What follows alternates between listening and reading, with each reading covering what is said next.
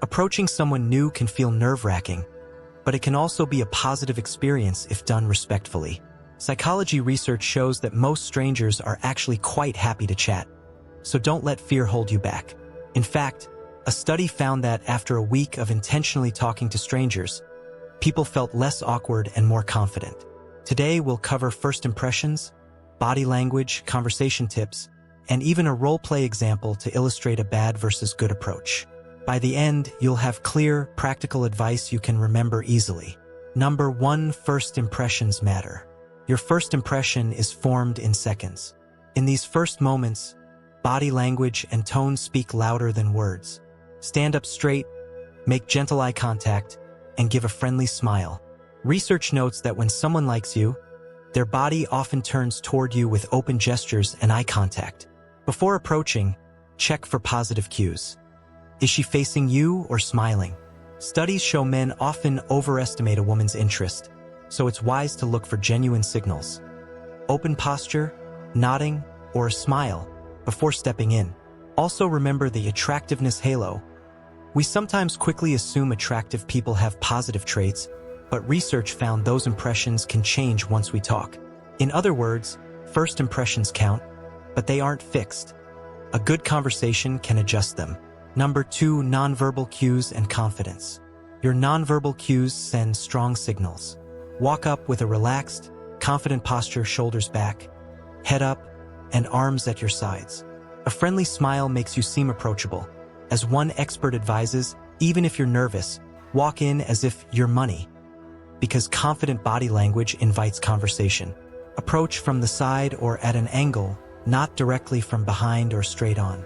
The Dr. Nerd Love Guide warns that jumping out at someone from behind is scary, and standing nose to nose can feel aggressive. Give her space. Keep at least an arm's length distance unless she steps closer. This shows you're not a threat and respects her personal bubble. For example, if she's reading or working, you might casually come around her side to say hello. Now look at her cues. Is she leaning in, making eye contact, or smiling? Those are signs of interest.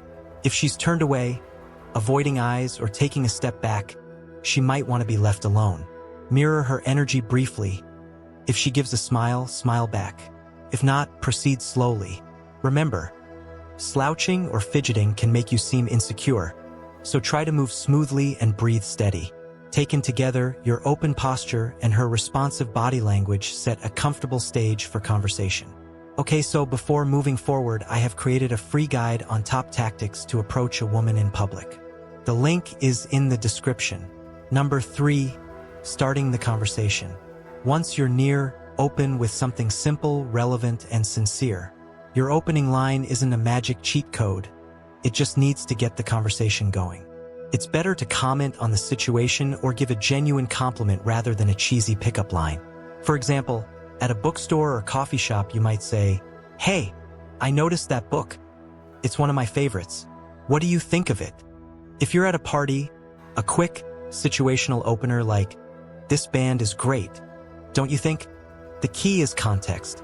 One dating advice source notes that random offbeat comments in the wrong setting, like telling someone at a grocery store, "You're very blonde," are off-putting. Instead, keep it situationally relevant, asking for help picking a spice at the grocery store, or discussing classwork in a study hall, etc. Compliments can be great, but keep them respectful and not solely about appearance. Rather than immediately saying, "You're so pretty," try something specific. "That color looks great on you," or "You have a great laugh." This shows you noticed her style or personality, not just her looks. After an opener, ask a simple open-ended question and really listen to her answer. For instance, "How did you like that book?" Or "Where did you get that cool t-shirt?" It gives her space to respond. Remember, the goal is a two-way chat. Give her a chance to talk and follow up on what she says. Here is an example. Imagine someone quietly reading in a library.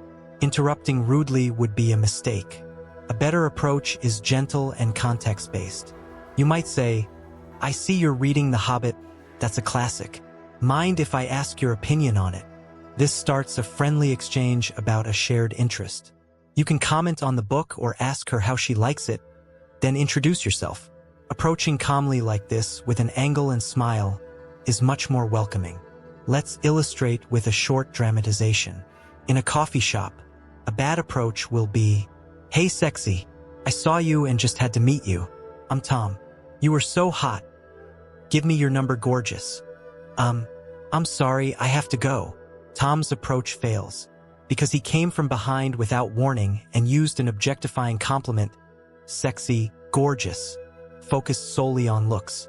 This made Ella uncomfortable. As dating experts note, starting with an overly personal pickup line can feel creepy, especially if it's off context. Tom also invaded her space. We should always stay respectful of personal distance. A good approach will be, "Hi there. I couldn't help noticing your laptop sticker. Are you a fan of that band? I love it too." "Oh hey, yeah, I love that band." Tom's second attempt succeeds because he started with a friendly, relevant comment about something Ella had, giving her time to notice him. His body language was relaxed and open. He simply introduced himself after getting some rapport. This shows respect and genuine interest. By focusing on a shared interest instead of jumping to compliments on appearance, he gave Ella something to respond to. This approach feels natural and comfortable rather than forced. In summary, notice the difference. A bad approach disrespected her space and felt too aggressive, while a good approach was situational, friendly, and paced. Number 4, the power of practice and experiments. You can also try simple social experiments to get better. For example, challenge yourself to start a brief chat with one new person each day. It could be asking for directions or a comment about the weather. Research shows that predicting rejection is usually worse than the reality. Most people respond well. In fact, in one study, people who played a stranger scavenger hunt, asking each other to find strangers with certain traits and start a conversation, ended up feeling less anxious and more confident after just a few days. As the study authors put it, conversations really do get easier with practice.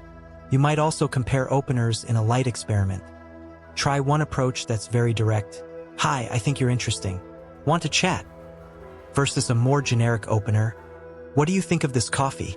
Note the reactions. Interestingly, psychology research on pickup lines suggests that direct and sincere lines often work best. Flippant or overly sexual lines usually backfire. So, a genuine, kind opener tends to feel the most comfortable for most people. Use these mini experiments as practice to find out what style suits you and makes others feel at ease. Before we wrap up, here are the key takeaways you can remember. Look for welcoming signals. Make sure she's giving eye contact or smiling before approaching. Don't assume interest without cues. Approach confidently. Stand tall, smile, and walk up at a slight angle, giving her time to notice you. Start with something relevant. Comment on the context or something she's doing, a book, her laugh, etc., rather than a generic pickup line. Keep it respectful and light. Compliment non-physical traits or style, ask open-ended questions, and listen. Avoid overfamiliar jokes or touching. Respect her space and comfort. Don't stand too close or corner her. If she seems uninterested or says she's busy, gracefully back off. Practice makes perfect. The more you engage socially, the easier it gets. Small steps like saying hello daily build confidence. Studies confirm fear decreases with practice. Thank you for watching.